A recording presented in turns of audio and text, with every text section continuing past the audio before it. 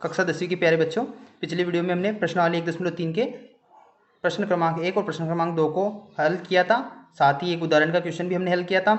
इस वीडियो में हम इसके आगे की क्वेश्चन प्रश्न क्रमांक 3 को हल करेंगे। उससे पहले कुछ दो महत्वपूर्ण जो अभिग्रही थे इस प्रश्नावली से संबंधित, उन अभिग्रहितों को हम पढ़ लेते हैं।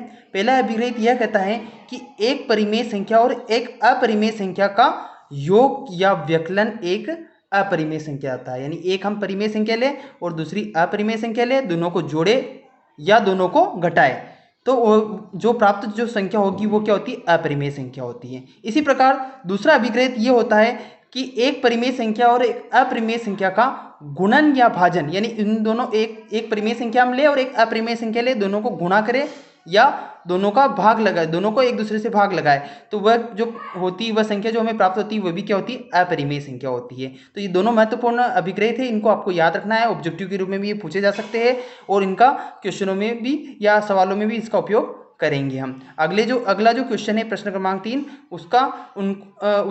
उसको हल हम इन्हीं दोनों अभिग्रहितों के आधार पर करेंगे।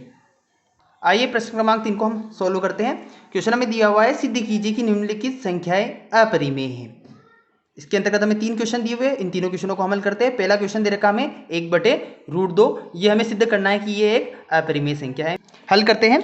देखो 1/√2 एक अपरिमेय संख्या, ऐसा हमें सिद्ध करना है। हम जानते हैं यहाँ पे एक तो क्या है? परिमेय संख्या और √2 क्या है? अपरिमेय संख्या है। पूर्व जो क्वेश्चन हमने हल सोल्व किए थे जिसमें √3 एक सिद्ध किया था कि वो अपरिमेय संख्या है, √5 एक अपरिमेय संख्या है। इसी प्रकार √2 वाला भी एक उदाहरण है, उसको भी हम सिद्ध कर सकते हैं कि वो √2 एक क्या है? अपरिमेय संख्या है। तो हम यहाँ पे लिख लेते हैं कि यहाँ एक जो है एक परिमेय संख्या है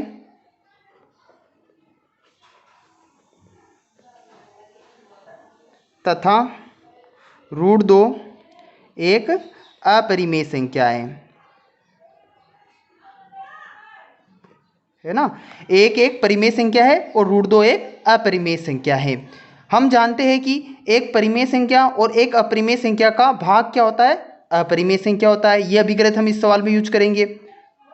तो हमने वो अभिग्रहित लिख लिया कि हम जानते हैं कि एक परिमेय संख्या और एक अपरिमेय संख्या का भाग एक अपरिमेय संख्या होता है। इससे हम कह सकते हैं कि इसलिए जो संख्या हमें दे रखी है 1/√2 एक अपरिमेय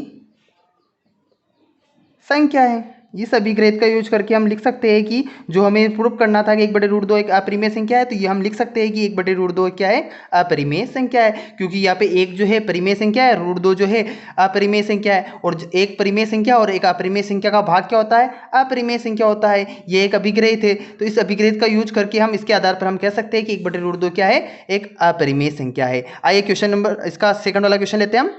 अगला क्वेश्चन दिया हुआ हमें 7√5, ये हमें सिद्ध करना है कि 7√5 जो है अपरिमेय संख्या है। तो यहाँ पर भी हम कह सकते हैं कि ये 7 तो क्या है? परिमेय संख्या है, और √5 क्या है? अपरिमेय संख्या है। और हम जानते हैं कि एक परिमेय संख्या और एक अपरिमेय संख्या का गुणन क्या होता है? अपरिमेय संख्या होता है। तो इसको भी हम कह सकते हैं कि 7√5 एक अपरिमेय संख्या है। आइए इसको सोल्व कर लेते हैं। ठीक है, यहाँ हमने लिख लिया कि यहाँ 7 एक परिमेय संख्या है तथा √5 एक अपरिमेय संख्या है। अब वो अभिग्रहित लिख लेते हैं हम जो जानते हैं। तो हमने क्या लिखा कि एक परिमेय संख्या और एक अपरिमेय संख्या का भाग एक अपरिमेय संख्या होता है। सॉरी, भाग क्या यहाँ पे गुणा हो रहा है ना, तो गुणन। तो क्या लिखा? हम जानते हैं कि एक परिमेय संख्या और एक अपरिमेय संख्या का गुणन एक अपरिमेय संख्या होता है। तो यहाँ पे गुणा हो रहा है। 7√5 दे रखा है हमें, 7 और √5 के बीच में कोई सा चिन्ह नहीं, मतलब 7 और √5 क्या है? गुणन के रूप में है। और हम जानते हैं कि ये 7 जो परिमेय संख्या है और √5 क्या है? अपरिमेय संख्या है। और एक परिमेय संख्या और एक अपरिमेय संख्या का गुणन क्या होता है? अपरिमेय संख्या होता है। तो हम जानते हैं कि एक परिमेय संख्या और एक अपरिमेय संख्या का गुणन एक अपरिमेय संख्या होता है। इसलिए हम कह सकते हैं कि इसलिए 7√5 एक अपरिमेय संख्या है, अपरिमेय संख्या है। इस प्रकार हमने इसको सिद्ध कर दिया। ठीक है, नेक्स्ट तीसरा जो इसका तीसरा क्वेश्चन है वो लेते हैं हम।